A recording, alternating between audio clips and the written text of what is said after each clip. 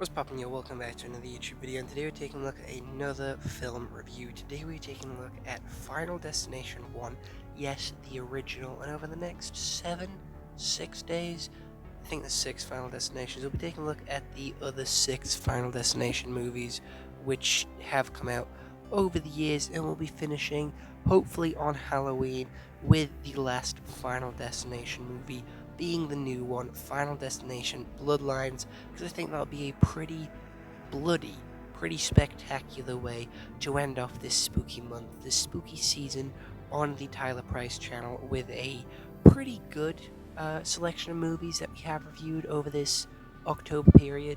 We've taken a look at all the Saws, all the Screams, and now we're taking a look at all the Final Destinations. So without any further delay, let's go ahead and take a look at what Google has to say about Final Destination 1. You can watch this movie on Netflix, YouTube, Google Play, Sky Store, and iTV, Apple TV, whatever you want to call it. It came out in the 2000s, so 3 years before I was born. It is a horror action movie, which is 1 hour and 38 minutes long, and has a 6.7 out of 10 on IMDb, 49% on Rotten Tomatoes, and a 4.4 out of 5 on Amazon.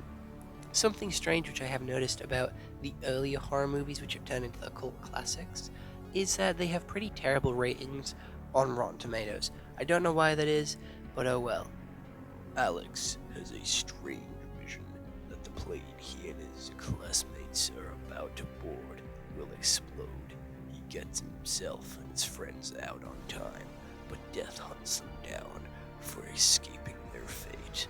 So how this movie actually starts is with a bunch of classmates, bunch of school kids getting ready to go on a holiday, a little bit of an excursion to France, I do believe, and then the plane takes off, starts to explode, starts to get a little bit iffy, and they all die. However, our main character Alex goes back in time kind of because it's like a vision. He saw all this happen. He then shits himself because everything that happened in his vision is starting to take place in actual time. So he decides to get off the plane, and a bunch of his friends also get kicked off the plane with him, and then they see it explode.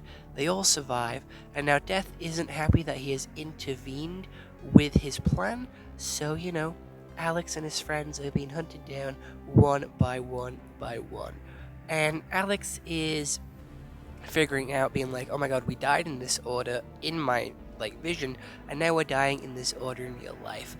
This means we're all gonna die eventually. Holy shit. So we have the teacher get killed and blown up and burnt in her own house by a knife. We have his best friend getting hanged in his bathroom by slipping on some soap.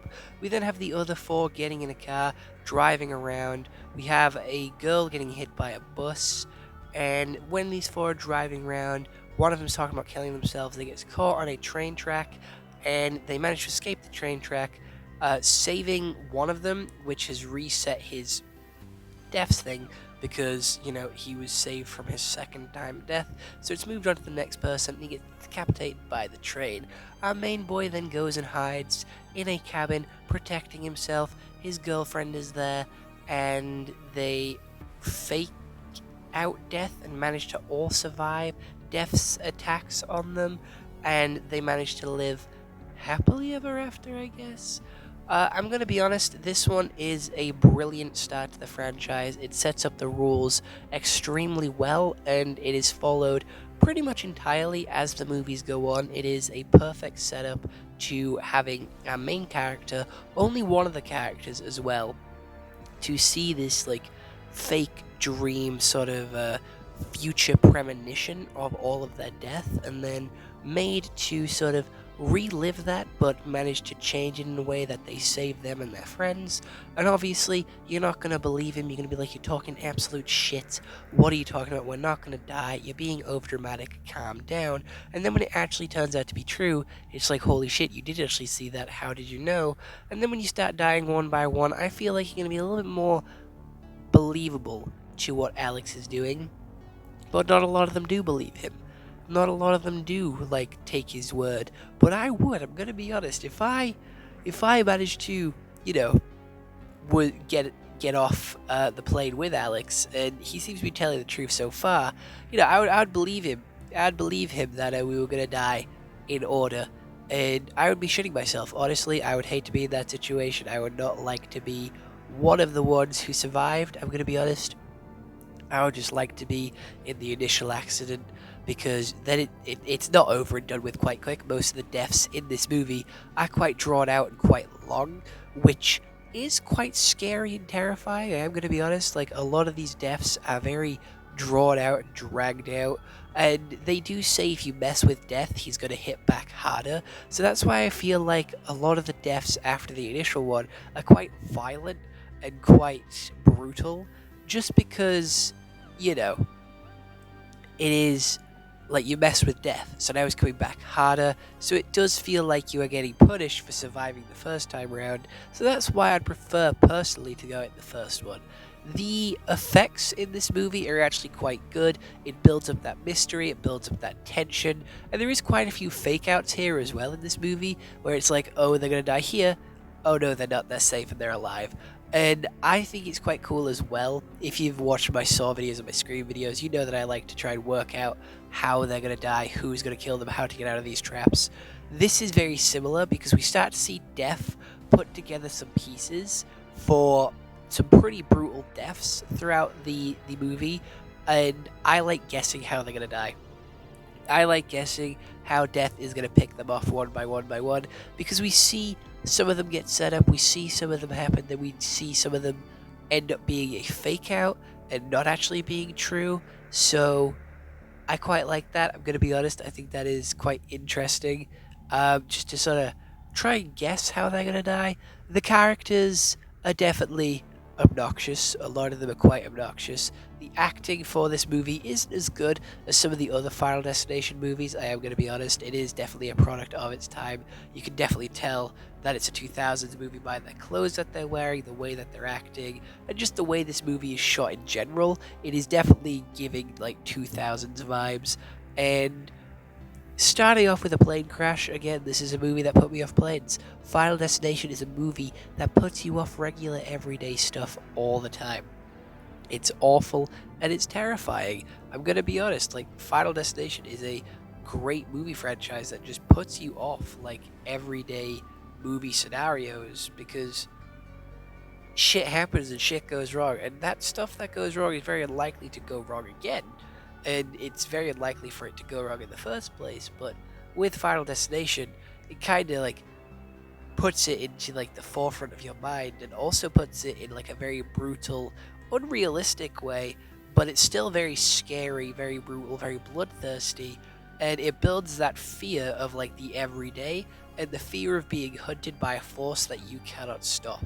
Death is a force that comes for us all eventually. I know a lot of people try and avoid that and don't like talking about it, but it's true. Death is coming for us all eventually. This time, it's just coming for a couple of others a little bit faster.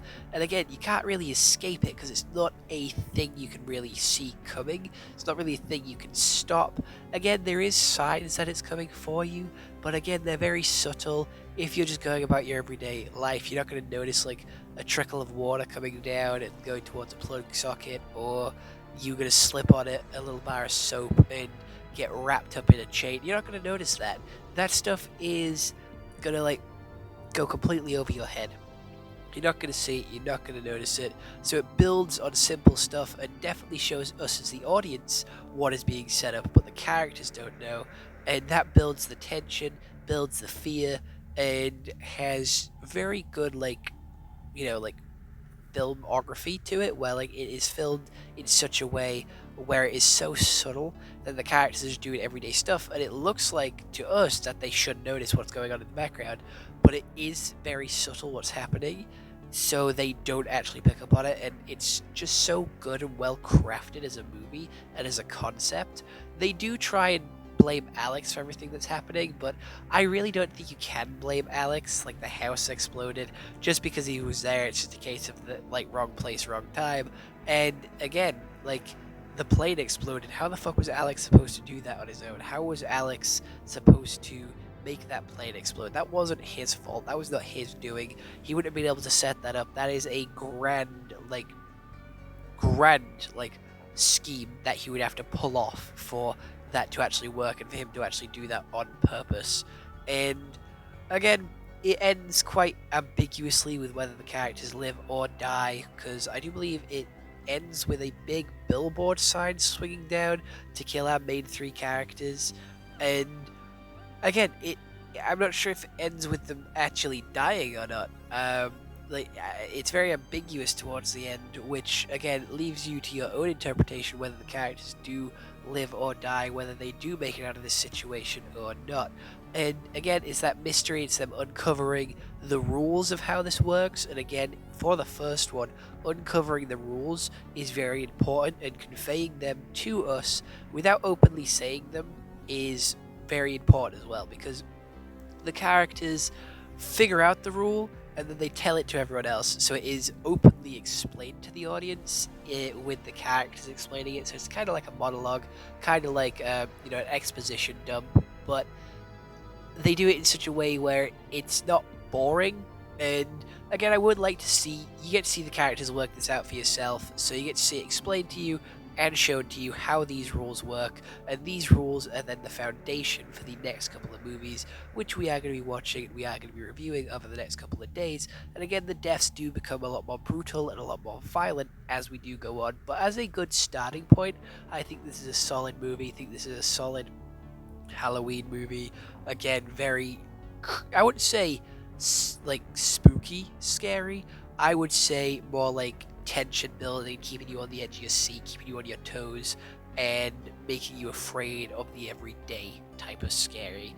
Not like monsters and ghouls, but of like regular shit. I'm gonna be honest. It's kind of like Date Everything the game, but as like, oh, what can kill you this time round? So, other than that, let me know what you guys think down in the comments below, and I'll see you all in the next one. This is a solid 7 out of 10 movie.